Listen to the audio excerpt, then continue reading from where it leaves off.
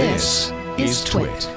The HTC Vive Pro launched this week as a $799 upgrade or $1,099 brand new. Joining us to talk about what he thinks of the new pricey virtual reality headset is Sam Machkovech. Come back to us, Sam. Ars Technica. Hold on. I'm almost to the final boss. Oh, hey there. You've reached we're the final boss. Yeah.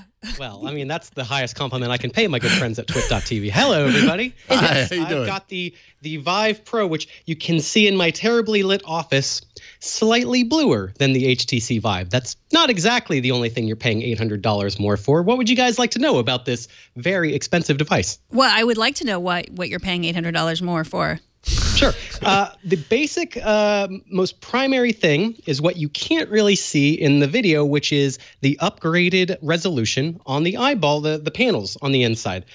These have grown almost 80% to a resolution of 1440 by 1600 pixels per eye. That is compared to 1080 times 1200 per eye from the prior Vive. So yeah, about 80% difference there. And what that really does mean when you are inside of a virtual reality app is a removal of the screen door effect, meaning when you're looking at kind of a distant giant virtual world, you don't see these sort of pixely stair steps the way that you otherwise would inside of the Oculus Rift or HTC Vive. Both of those headsets, which are 2 years old now at this point, have that older resolution amount and that kind of stair steppiness. So that is the basic amount. Now, remember that $800 just for the headset.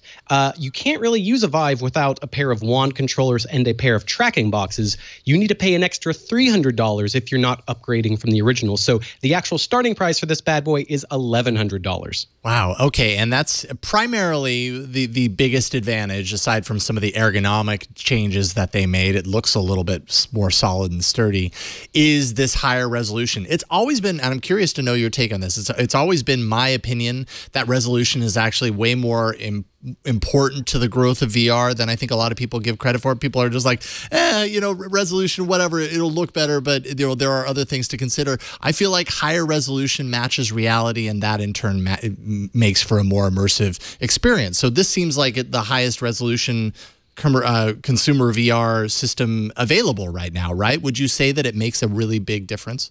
I would say it makes enough of a difference that I have really enjoyed it. Now, okay. I have been testing these headsets really for 3 years since the sort of initial preview push began in earnest in 2015.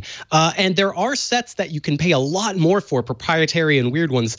$5,000 is the amount that I was quoted for one that I tested with 8K resolution. It made me look like some sort of creature out of a bad Blade Runner spinoff. But yeah, this is right at now at the $1,100 mark. This is as good as it kind of gets. And I would say, yeah, the difference that's really crucial for me is when a game is running at full cylinder and you have more resolution, you just feel that more comfortable and that more immersed in the proposition that you're suspending disbelief. I think the best example for me was the Doom VFR game, which came out late last year from Bethesda and id Software. This was a reimagining of the 2016 Doom reboot. And it made me wonder why we need another Doom. And it felt kind of fun, but also a little bit sickening because there's a lot of quick movement in it.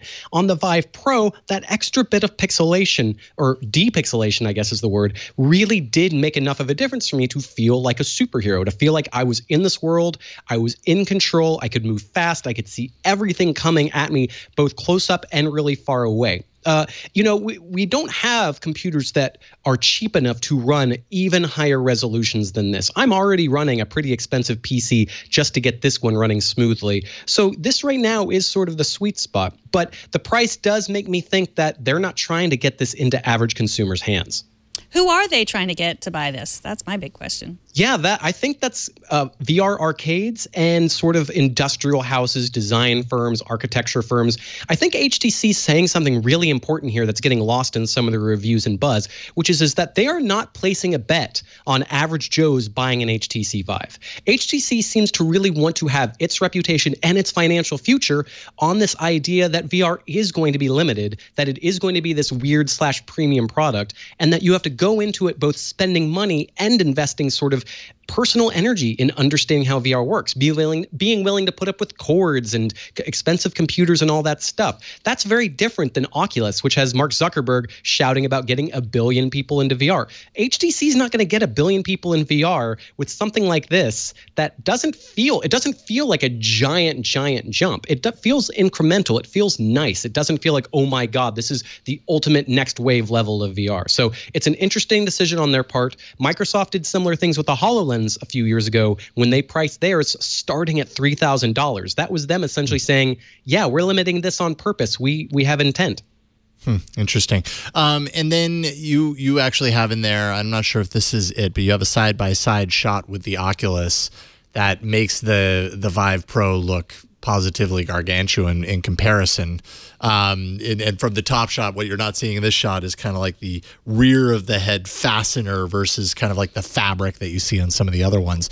What about comfort? Like when you're wearing this, is it as heavy as it looks, or is it a light, nice feel, balanced, that sort of thing? It's funny because I thought it was lighter. When I put it on, I felt comfortable. The way that the back clasp moves down lower, I can show you real quick. Sorry if this blurs the camera. It's got a really nice 90% angle lock. You can just pull it up. This, by the way, is a really great way to get glasses wearers into the Vive. It's got this really nice push-pull on the inside for getting glasses. But when you get this whole thing on, this thing lowers down more than the original HTC Vive. And so we thought, oh yeah, it's lighter. Then we got a scale out. It's about 50 grams more than the original Vive with that Vive extra audio strap added, which they came out with last year for an extra $150 or $100. Either way, it was too expensive. So it's really good at redistributing all that weight. And I think that's really interesting. It is over-engineered, I would say. Oculus really nailed their simple fabric design from the get-go. Really, no one's beaten that in terms of simplicity. Although we think the PlayStation VR is actually ultimately better at taking the weight and having the glasses sort of situate over your head in a hovering state. We still think that's sort of the best on the low end side of things. This is definitely over-engineered, but I could see someone at a VR arcade, for example, being able to clamp it very securely, feeling like the weight is distributed and being able to move around a bunch. And I know that VR arcades want to deliver that, especially in regions outside of the United States. China loves VR arcades.